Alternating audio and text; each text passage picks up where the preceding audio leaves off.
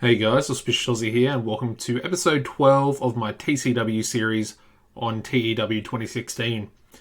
Now today's show, as you can tell by the title, we do need number one contenders. So we're gonna have a couple of matches, an interesting main event match actually. It's gonna sort of play into the world heavyweight title number one contendership. We actually have Aaron Andrews in that match. However, there are three possible number one contenders. I'll go into that a bit more once we reach the main event. But we've also got to we've got to start to develop some new storylines because, as I mentioned in the previous episode, we have finished a couple of them. One or two of them will actually continue, but that's because of certain things within the company. We've also made a couple of new storylines, and I'm going to have a bit of a shift of focus onto people or main eventers that are currently being overlooked in terms of, in storyline terms, management. So upper management seem to be overlooking, one or two people in terms of our main eventers. And their storylines they're going to be similar, but obviously different characters, it means different storylines as well. Anyway, let's run the show. We've got a pretty big pre-show match here. 71C+ for a 10-man tag. We got Ricky Dale Johnson, Joshua Taylor, Human Arsenal, Dazzling Dave Diamond, and Bulldozer Brandon Smith defeating the team of American Buffalo, Joel Bryant, Killer Shark, and Titan. And then finally Kirk Jamison in 10:03 when Joshua Taylor defeated Kirk Jamison by pinfall with a butterfly lock. And the only worker improvements out of all 10 workers is American Buffalo, and he's improving in performance skills. Alrighty, so we kick the show off with a 96 A-star promo from Wolf Hawkins, and basically this is the start of his storyline. So Wolf Hawkins is livid that he wasn't included in tonight's number one contender main event for the World Heavyweight title. He feels like, he's arguably, he claims to be, but he is arguably the best wrestler we actually have in the company in terms of, in-ring skill. However, Rocky Golden, I would say he's just a little bit under his wrestling ability, but then, of course, Rocky's also got more popularity, so it kind of makes up. But, yeah, Wolf hasn't been in the world title picture for a little while, since we started the series as well. And he's starting to get pissed off at being overlooked. We then go into his match, which gets a 79B. And about that, had good wrestling and decent reaction from the crowd. Wolf Hawkins defeated Sid Collier in 9:48 by pinfall with a full moon rising. And I mean, this is why the guy is so good. He managed to pull a 79B out of Sid Collier, who is essentially an enhancement talent. He's a pretty good wrestler in his own right. I would say around that average level. But yeah, a 90 in-ring performance there from Wolf Hawkins. And we also had, I think we had Benny Benson on commentary, which is gonna, it's a weird thing. Why is Benny Benson on commentary for a Wolf Hawkins match? It's a little bit odd. Anyway, we then go into a 67C+ freestyle angle. And yeah, Mark Speed wants a new challenger that will actually give him a challenge at the next pay-per-view for the international title.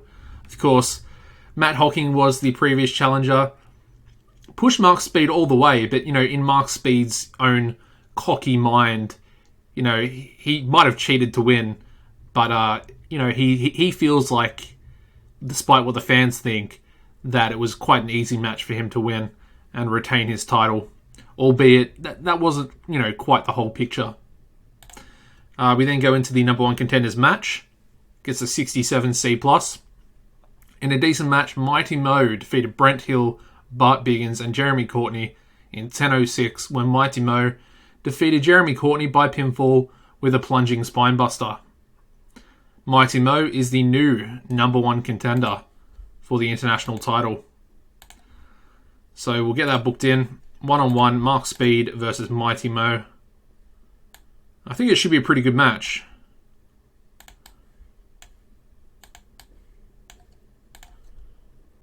And I very well could see Mighty Mo actually taking the title off him. Possibly now, but it might happen in the future a little bit as well. depending on sort of what I'm feeling and how they're sort of getting themselves over, within the build to the pay-per-view. But we also have Bart Biggins here improving in performance skills. We then go into a 95 A-star rated angle. Really good stuff. Another solid angle. This time we have Ricky Dale Johnson and Troy Tornado both backstage. And then, they start an argument, or an argument breaks out. They start brawling each other. And then we have, of course, road agents and other staff, referee and stuff like that, pulling them apart. And apparently, Troy Tornado was very underwhelming. However, this is one of our new storylines. It's called One Opportunity. And of course, it's a pretty big, opportunity. Both of these guys are main eventers. Obviously, a win in this feud could essentially push one of them into a world title picture somewhere down the line. And a really good, I think that was rated on Overness. So we got a 95 A-star. Pretty solid. We then go into a Troy Tornado match, which only gets a 62C.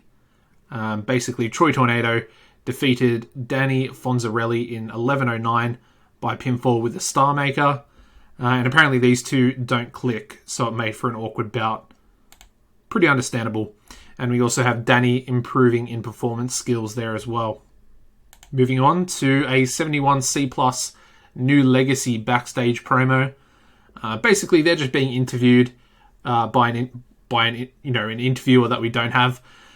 But they just basically give the same sort of promo as they're sort of accustomed to now, saying that they're going to one up their fathers and just being the cocky, youthful heels that they are, especially like legacy heels, second generation, so and so. I would say similar to a Ted DiBiase Jr., Cody Rhodes type cockiness out of these two, and that's sort of what I'm going to. Obviously, legacy being new legacy, that's sort of the aim behind their tag team. Not a bad promo there either. 1 point off a B-? Wow, we then go into an 84 B+. I was actually going to make this the main event, because I thought it would do well. I really did. In a bout that had good wrestling and a decent reaction from the crowd, the New Wave defeated New Legacy and Divine Fortune in 1936. The order of elimination was New Legacy first, and then Divine Fortune.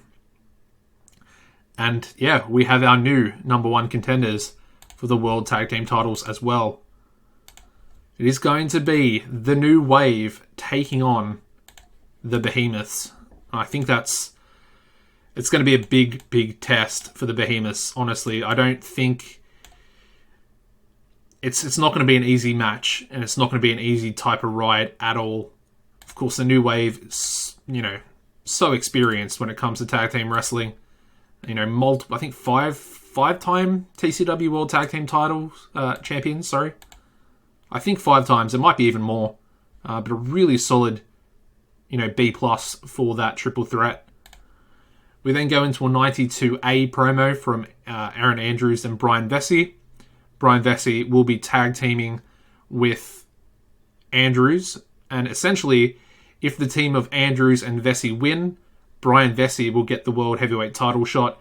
The other team will consist of Sammy Back and Rocky Golden. So if the heel team wins, Vesey gets a world title shot at the pay-per-view.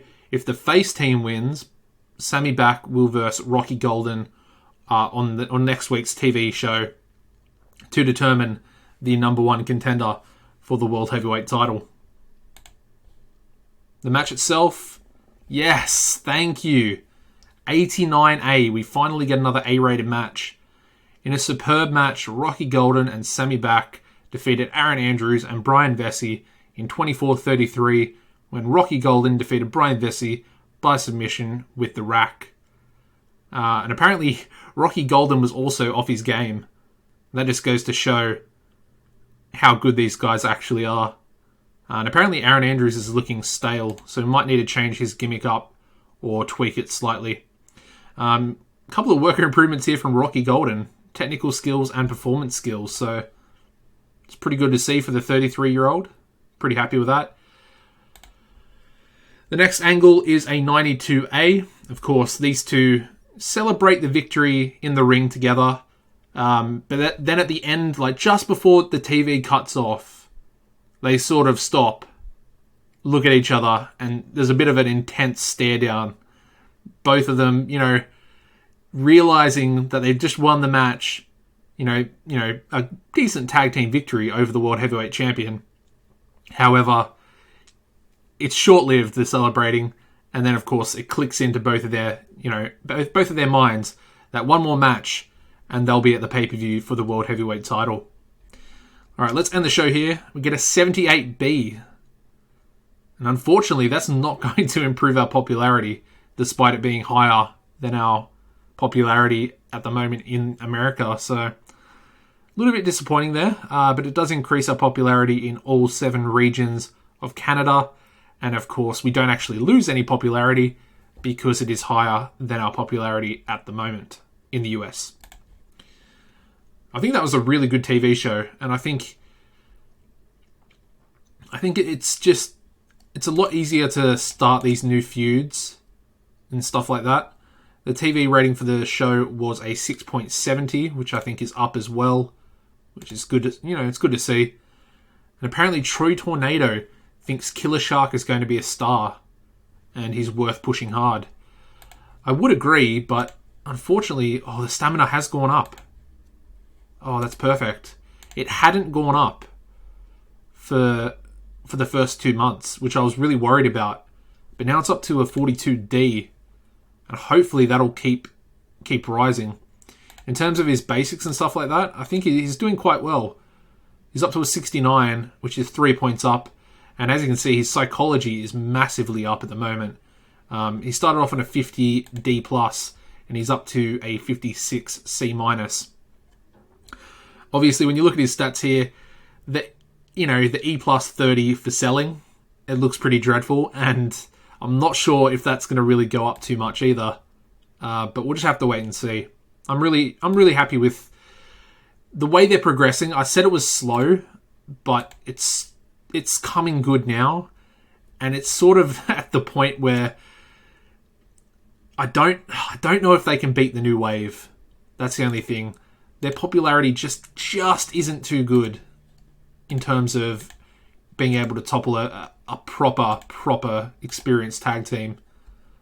As you can see, Scout and Guide, they do have 5 titles. Well, they're 5 times World Tag Team Champions. Anyway, that's going to wrap this episode up, guys. Thank you very much for watching. If you could drop a like on the video, subscribe to the channel. If you hit the notification bell as well, turn on the post notifications, and that'll keep you up to date with all these episodes coming out in the future. And yeah, as always, guys, take it easy, and goodbye.